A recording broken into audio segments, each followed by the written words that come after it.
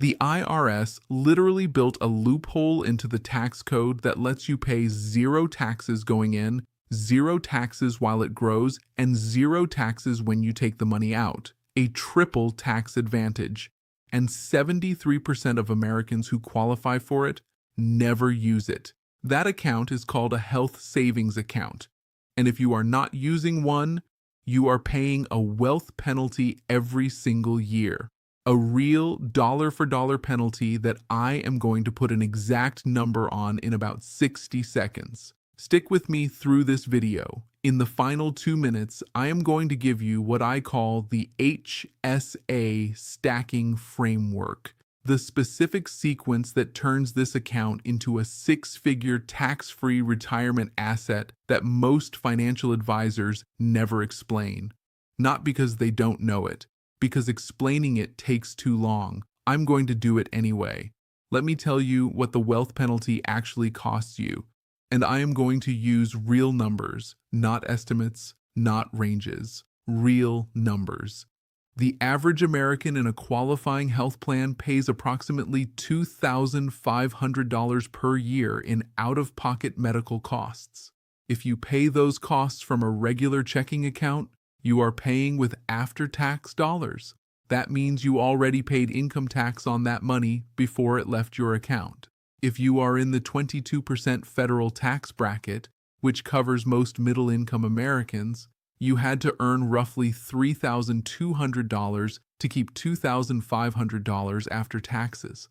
So you are not just spending $2,500, you are spending the $700 you gave to the government first.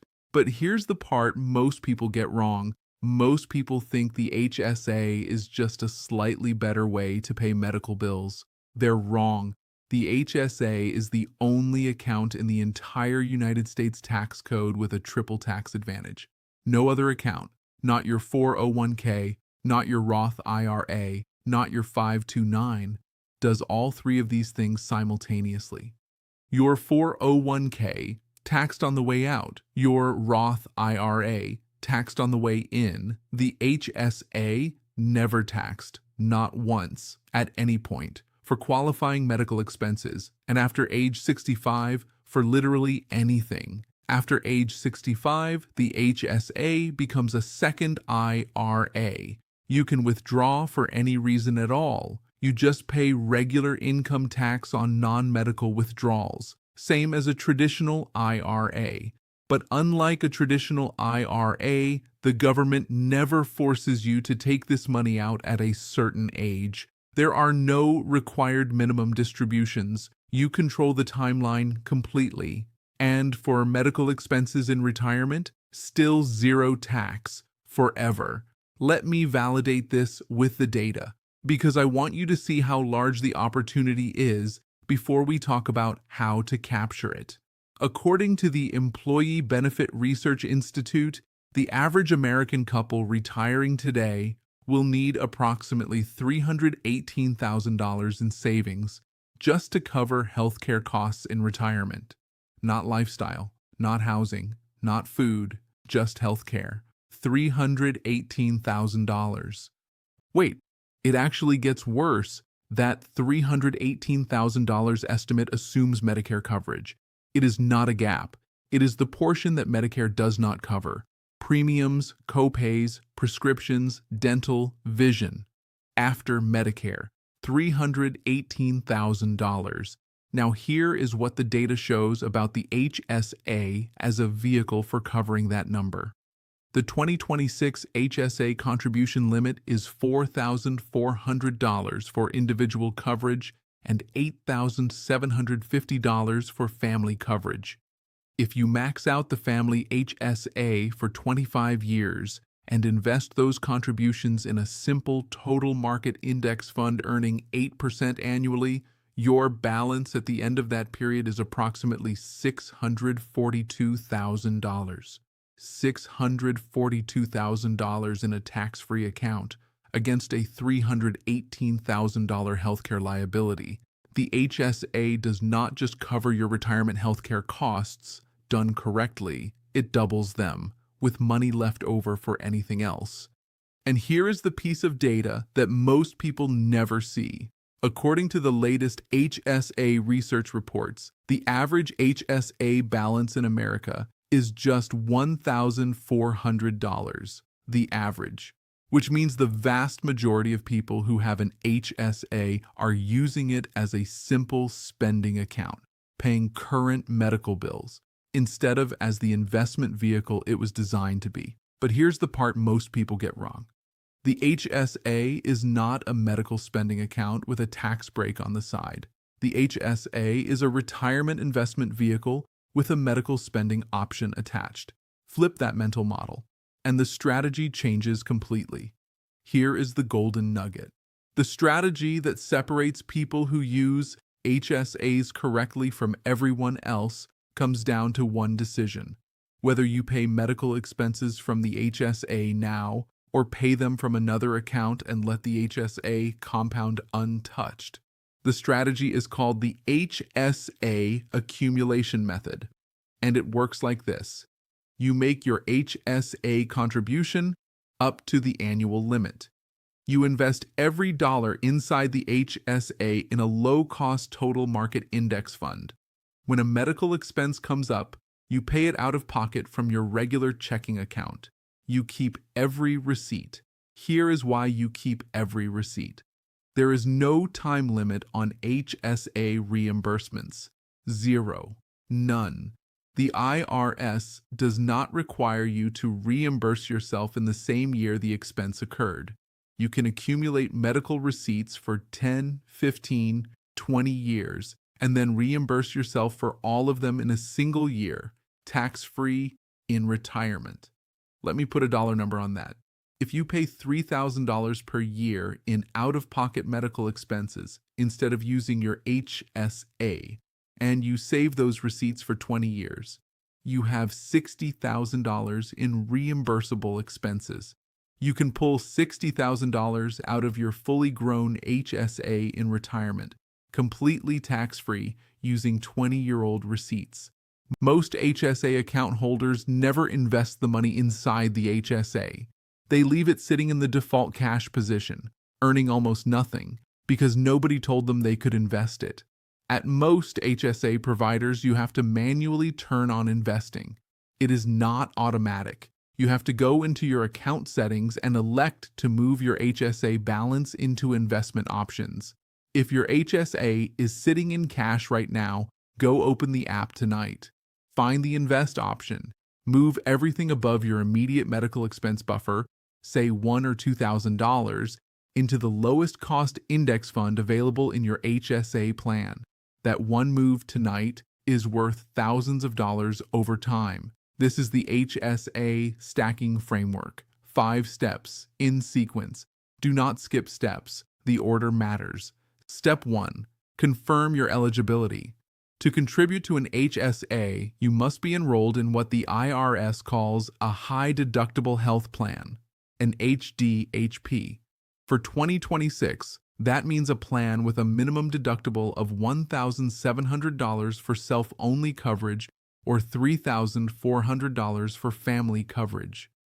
Check your plan documents or call your HR department. If you are healthy, have low expected medical costs, and your employer offers an HDHP option, the math almost always favors switching. The premium savings plus the HSA contribution tax benefit typically outweigh the higher deductible for most healthy individuals. Run the numbers before you assume the traditional plan is better. Step 2. Open your HSA account if you do not have one.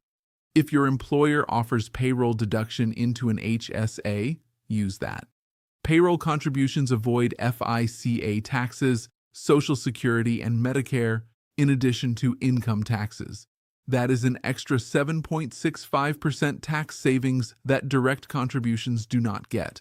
If your employer does not offer payroll HSA contributions, open an account directly at Fidelity, Lively, or HSA Bank. All 3 are top-rated low-fee providers with great investment options. Step 3. Contribute the maximum. For 2026, that is $4,400 for single plans and $8,750 for family coverage. If you are 55 or older, add an extra $1,000 catch-up contribution on top. Max contribution every year, non-negotiable if you are building this as a retirement asset. Step 4. Invest every dollar above your emergency medical buffer. Keep $1,000 to $2,000 in cash inside the HSA for near-term medical costs. Everything else goes into a low-cost index fund. The Fidelity HSA offers the Fidelity Zero Total Market Index Fund with a 0% expense ratio. The Lively HSA connects directly to major brokerage options, giving you access to index funds like VTI at next to no cost. This is the compounding engine. Activate it. Step 5. Save every single medical receipt. Create a digital folder. Call it HSA Receipts. Every explanation of benefits, every copay confirmation, every prescription receipt. Photograph it and save it. These receipts are your tax-free withdrawal tickets for the rest of your life. Lose them and you lose the ability to pull that money out tax-free later. Keep them, and you have a growing pool of future tax-free withdrawals compounding alongside your investment balance. The HSA stacking framework does not just save you taxes on medical expenses. When you combine the upfront tax deduction, the tax-free growth, the tax-free medical withdrawals, and the tax-deferred general withdrawals after 65, the effective all-in tax advantage of a fully maxed HSA over 25 years is estimated at between $60,000 and $120,000, compared to paying the same expenses from a taxable account. That is the real number behind the triple tax advantage. 6 figures. Waiting in an account most Americans either do not have or are using wrong. Quick reminder, everything I just walked you through is for educational purposes. I am not your financial advisor. The HSA rules I described are current as of 2026 and subject to change. Your individual tax situation and health plan details matter. Consult a qualified financial advisor or CPA before implementing any of this. But here's the truth I want you to leave with. The IRS put this loophole in the tax code. They printed the rules, they published the limits, they made it available to anyone enrolled in a qualifying health plan. They did everything except put it in front of your face and say, use this. That is what I just did. You now have the HSA stacking framework. 5 steps. Tonight's first move is to check if your health plan qualifies. If it does, step 2 starts tomorrow morning. If Jack Sterling just gave you something your financial advisor has never explained, subscribe. I release videos like this every week. No fluff, no generic advice, just the frameworks that actually move money in your direction. Hit subscribe and then leave me a comment right now. Are you currently using an HSA? Comment yes, no, or just started. I want to see where you are.